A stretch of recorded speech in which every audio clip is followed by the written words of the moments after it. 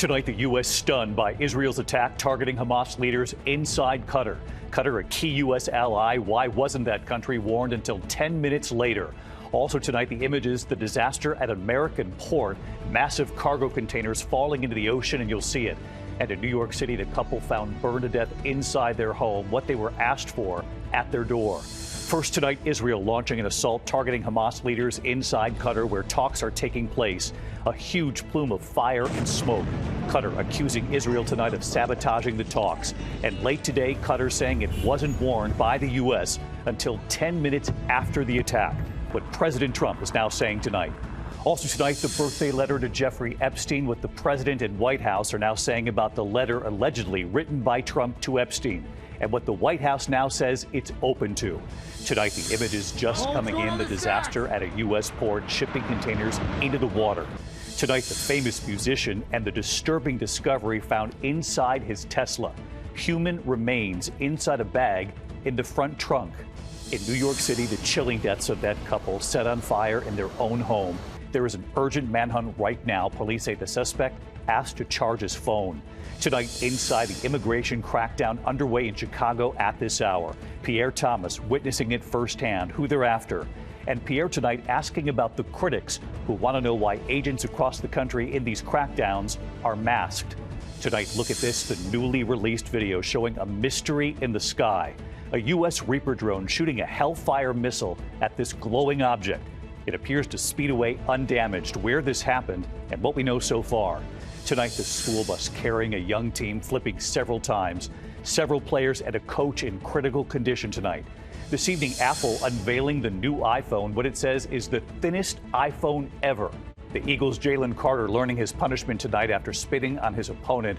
And the major Ford recall this evening, nearly 1.5 million vehicles, 50 different models, and we'll tell you why. From ABC News World Headquarters in New York, this is World News Tonight with David Muir. Good evening, and we begin tonight here with the U.S. stunned by an Israeli attack targeting Hamas leaders inside Qatar, a key U.S. ally. Israel tonight saying it was justified. Qatar saying Israel is sabotaging the talks to end the war. And late today, Qatar saying the warning they got from the U.S. was 10 minutes after the attack. Here's our chief foreign correspondent, Ian Pannell, leading us off tonight.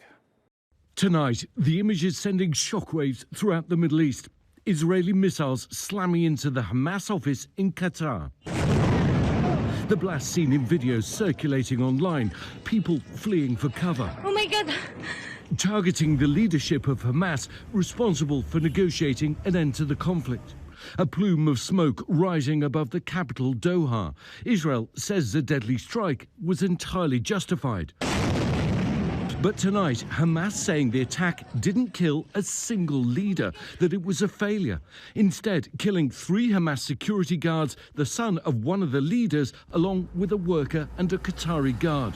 Tonight, the White House acknowledging it knew about the attack just a short time before, but suggesting it didn't know soon enough to warn Qatar, a key U.S. ally. Late today, the Qatari government laying out how the call from the U.S. didn't come until 10 minutes after the attack. The attack happened at 3:46. The first call we had from an American official was at 3:56, which is 10 minutes after the attack. Tonight, President Trump saying the attack doesn't help Israeli or American goals. Qatar accusing Israel of sabotaging ceasefire talks. I was very unhappy about it, very unhappy about every aspect. President Trump traveling to Qatar earlier this year. And just days ago, Trump urging Hamas to accept a new ceasefire proposal, issuing a final warning to accept a US-backed deal or face consequences. Tonight, any deal to end the conflict now in serious doubt. David, a US official telling ABC News that Israel did give the US advance warning that it planned to strike Hamas, but not where or when. The official insisting it wasn't sufficient enough to adequately warn regional partners. But tonight, Qatar accusing Israel of state terrorism. David. Ian Pannell on the breaking news tonight. Ian, thank you. Now to the push to release the Jeffrey Epstein files and this birthday letter allegedly written by Donald Trump to Epstein. What the president and the White House are now saying tonight, and what the White House says it's now open to. Here's Mary Bruce. The Tonight, President Trump insisting the signed birthday message bearing his name included in Jeffrey Epstein's birthday book is a forgery. It's not my signature, and it's not the way I speak. And anybody that's covered me for a long time knows that's not my language. It's nonsense. The letter, one of a series of messages compiled for Epstein's 50th birthday, featured a crudely drawn outline of a woman's body, around lines including, "We have certain things in common, Jeffrey. Enigmas never age. Have you noticed that?" And at the bottom, this, "A pal is a wonderful thing. Happy birthday, and may every day be another wonderful secret." Underneath, written in a distinctive scrawl in thick marker, Donald. He did not sign those documents. He maintains that position, and that position will be argued in court by his lawyers. The White House says they're open to having a professional handwriting expert examine the document to prove their case. Sure, we would support that. The birthday book was handed over by the Epstein estate after a subpoena from the Republican-led House Oversight Committee. It was compiled by Epstein's accomplice, Ghislaine Maxwell, who in a note to Epstein described it as a collection of stories and old photographs to jog your memory about places, people, and different events. Trump, who had a 10-year relationship with Epstein, was listed as a friend. Maxwell is currently serving 20 years in prison for sex trafficking. In an interview, Deputy Attorney General Todd Blanche, who used to be Trump's personal lawyer, asked her about the book. Do you remember President Trump submitting a letter or a card or a note? I didn't. Tonight, House Republicans, including the chairman of the Oversight Committee, falling in line behind the president. The president says he did not sign it, so I take the president at his word. While Democrats say the president, who initially claimed the letter didn't exist at all, has played himself. I have yet to meet a single person on Capitol Hill who privately says that that was not Donald Trump's signature. Mary, thank you. We are also following images just coming in tonight, the disaster at a U.S. port. Dozens of shipping containers falling off a cargo ship and right into the water. Where those containers were from and how this happened. Trevor Ault is on the scene in Los Angeles. Oh, it's going on the stacks! This is the moment dozens of cargo containers went tumbling off a ship at California's Port of Long Beach. It looks like dominoes. It looks like once one portion started to fall, then more fell. The Mississippi had just arrived from China early this morning, loaded with hundreds of containers. Look at how they're teetering right on the edge there. This is the backside of the ship. Officials say no one was injured, but cargo operations were suspended while workers rushed to secure the containers. You see the fireboat, Long Beach fireboat there, I think that's their fireboat, using the water pressure to try and push some of those containers back to the corner where they want to keep them before they may sink. Shoes and clothing seen scattered in the water, some containers falling directly onto a smaller boat alongside the ship. If someone would have been on that boat when those containers fell, they would have been killed. And David, investigators are working to determine what caused this incident, but some of these containers are still moving, and this is a major disruption at a crucial port. 30% of U.S. container imports come through Long Beach and Los Angeles. David. Trevor Ault on the scene for us. Trevor, thank you. Tonight, the disturbing discovery in the trunk of a car involving a famous musician and his Tesla. That Tesla had been towed away, and authorities later finding human remains inside a bag in the front trunk of that Tesla. Here's Matt Gutman tonight. Tonight, the Los Angeles Police Department is investigating a gruesome discovery at an impound lot. Human remains found inside a Tesla, that vehicle belonging to a chart-topping musician. On Monday afternoon, officers responding to this Hollywood tow yard after reports of a foul odor coming from one of the vehicles. The car had been at the lot for 2 days after it was found abandoned on a street, according to law enforcement sources, and inside that front trunk compartment, extremely decomposed human remains in a bag. The medical examiner now working to identify the remains and determine a cause of death. The car is registered to 20-year-old David Anthony Burke, known professionally as David. He first went viral on TikTok, known for hits such as Here With Me and Feel It. Baby girl, I know. His music, a mix of indie pop and R&B, reaching 33 million monthly listeners on Spotify. The singer is currently on tour and set to perform tonight in Minneapolis.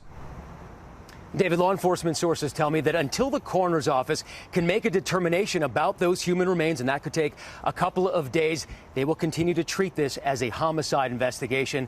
And no comment yet from the artist. David. Matt Gutman in Los Angeles. Matt, thank you. Here in New York City tonight, the urgent manhunt underway right now after the chilling deaths of a couple set on fire inside their own home. Police say the suspect asked to charge his phone. Here's Aaron Katursky. Tonight, an urgent search in New York City for this man who police say randomly murdered and set fire to an elderly couple who let him into their Queens home to charge his cell phone. The nicest neighbors you could ever ask for. Surveillance video showing the suspect in the neighborhood Monday after going door to door, police say, asking to charge his phone. Very chilling. It's scary. There's some random guy walking down the street setting fire to older people. Anybody for that matter. Once inside, police say the suspect terrorized the couple for 5 hours, stabbing 76-year-old Frank Olton, tying him to a pole in the basement with a bungee cord and setting him on fire. The body of Olton's 77-year-old wife, Maureen, found severely burned in a separate part of the house. Investigators combing the charred home for clues, blackened chairs and debris littering the lawn. And tonight, police say the suspect is Jamel McGriff, an armed and dangerous career criminal out on parole for robbery. For the public, the message is clear. Do not allow anyone you don't know or who you are not expecting into your home. This comes as the Justice Department today charged another suspect with a long criminal record in the fatal stabbing of 23-year-old Ukrainian refugee Irina Zaruska on a train in Charlotte. To Carlos Brown Jr., now facing a federal charge that could lead to the death penalty. And back here in New York, David, the man suspected of killing the elderly couple is also wanted for multiple violent robberies. Police say he has a criminal record that stretches back 30 years. David? Both just horrific cases, Aaron. Thank you. Tonight, ABC News witnessing firsthand the immigration crackdown now underway in Chicago. Pierre Thomas is there, who federal agents are after, and Pierre asking about the critics who want to know why agents across the country in these crackdowns are wearing masks. Today we're going after a very violent TDA gang member. Tonight, exclusive evidence that Chicago's Operation Midway Blitz has begun. ABC News was given access to one of the first operations, ATF and ICE working together. You see dozens of heavily armed agents meeting at an undisclosed location to track suspected members of Tren de Aragua's gang, accused of selling guns. A lot of these firearms came back to very violent shootings in Chicago. Homicides, carjackings, aggravated batteries. We suit up and head out with Marcos Charles of ICE's Enforcement Removal Unit. Agents conduct surveillance of a suspected gun trafficking location, and after about 90 minutes, ATF targets a vehicle that flees, arresting 2 men they believe are suspected gang members. Minutes later, we arrive at another location. There's been another arrest. Federal agents removing a baby girl from the home. ICE says the 3 men in handcuffs and shackles have been identified as undocumented and are being investigated for ties to the Tren de Aragua gang and for potential gun trafficking. The officers in the operation have asked us to blur their faces because many of them work undercover. But some have criticized ICE officers for wearing masks during these operations. I asked them to respond to critics that say their identities should be known, that their faces should not be concealed. There's a lot of people out there that are doxing them and sending it out to organizations that truly have the capability of causing harm to our officers. While the focus today was arresting alleged violent criminals, Illinois' governor is warning that the operation is striking fear in the hearts of many law-abiding immigrants, even those who are U.S. citizens. They're afraid to go shopping. They're afraid to take their own children to school because they have mixed status households. David, the ICE agents we spoke to today said their focus is on the so-called worst of the worst criminals. But David, they also emphasized if you're undocumented and at one of these scenes, they will detain you too. David? Pierre Thomas in Chicago for us. Thank you, Pierre. Now to the mystery in the sky, the newly released video tonight. Take a look at this. This is a U.S. Reaper drone shooting a Hellfire missile at this glowing object. But then the object appears to speed away undamaged. Where this happened and what we now know about this, Gio Benitez with the testimony on Capitol Hill tonight.